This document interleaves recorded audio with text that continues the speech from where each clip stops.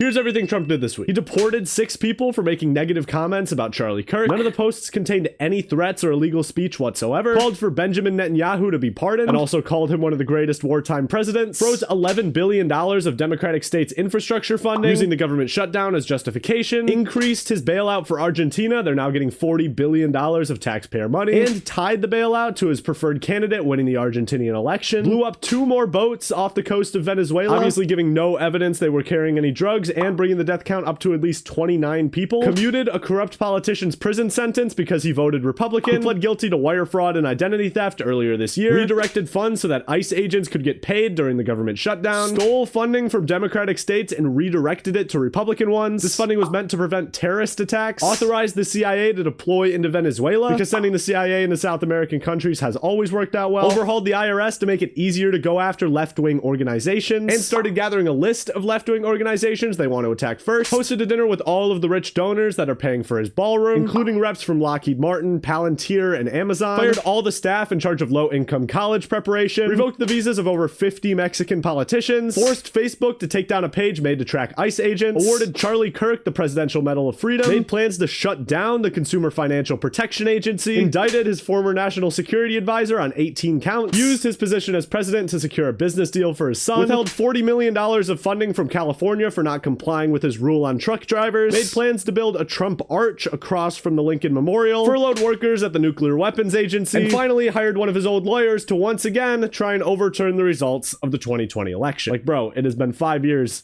Let's pack it up, dog. Trump had a lot of court verdicts this week as well. An appeals court rejected Trump's request to send the National Guard to Chicago. A judge blocked him from laying off thousands of government workers during the shutdown. A judge extended his block on Trump's troop deployments in Portland. A judge dismissed a lawsuit challenging some of Trump's energy policies. An appeals court rejected Trump's bid to send the National Guard to Chicago. And finally, a judge ordered Trump's ICE agents to wear body cams in Chicago. In other news, a hostage exchange was successfully carried out by Israel and Hamas on Monday. But the day I'm recording this, Israel has just broken the ceasefire again, so we'll have to see what happens now. A ton of U.S. news outlets refused to sign Trump's Pentagon access policy, saying it threatened their freedom of press. And finally, no Kings protests swept the country, with over 7 million people showing up nationwide. All right, now for our trackers. Inflation is at 2.9% and steady. Unemployment is at 4.3% and steady. Eggs are at $3.59 and steady. Gas is at $3.30 and steady. And Trump has so far spent $95,200,000 playing golf in his term. Again, reminder, a lot of these stats won't be updated during the government shutdown because the BLS isn't releasing data, so they're going to be pretty much frozen until the government reopens.